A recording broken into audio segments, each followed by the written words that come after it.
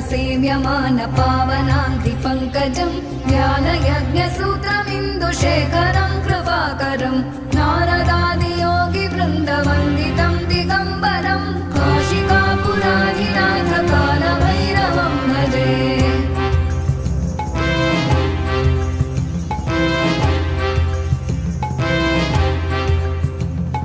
भानुकोटिभास्वनं भवाब्धितारकं परं नीलकण्ठमीप्सितार्थदायकं त्रिलोचनं कालकालमम्बुजाक्षमक्षशूलमक्षरं काशिकापुराधिनाथ कालभैरवं भजे।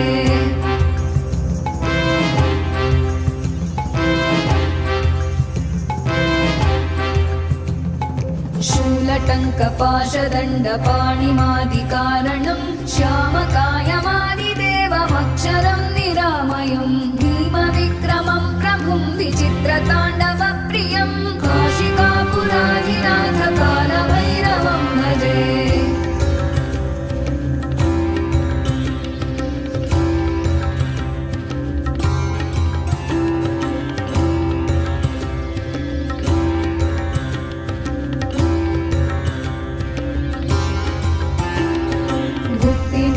दायकं प्रशस्तचारुविग्रहं भक्तवत्सलं स्थितं समस्तलोकविग्रहं विनिक्मणं मनोज्ञहेमकिङ्किणीलसत्कटिं काशिकापुराधिनाथ कालभैरवं भजे।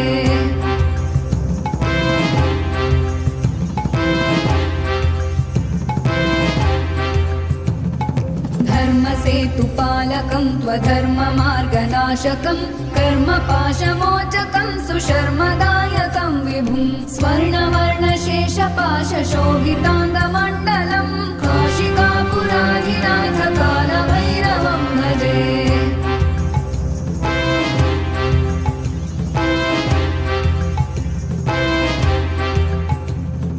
रत्नपादुका प्रभाभिरामपादयुग्मकं नित्यमद्वितीयमिष्टदैवतं निरञ्जनं मृत्युदर्पनाशनं करालदंष्ट्रमोक्षणं काशिकापुराधिनाथ कालभैरवं भजे।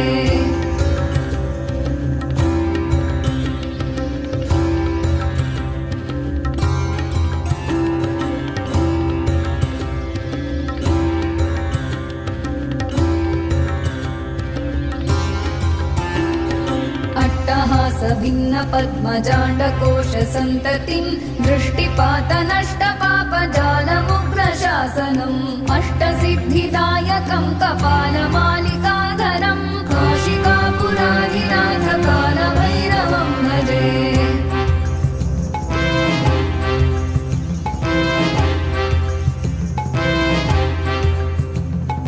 भूतसङ्घनायकं विशालकीर्तिदायकं काशीवासलोकपुण्यपापशोधकं विभुं नीतिमार्गकोविदं पुरातनं जगत्पतिं काशिकापुराधिनाथ कालभैरवं भजे।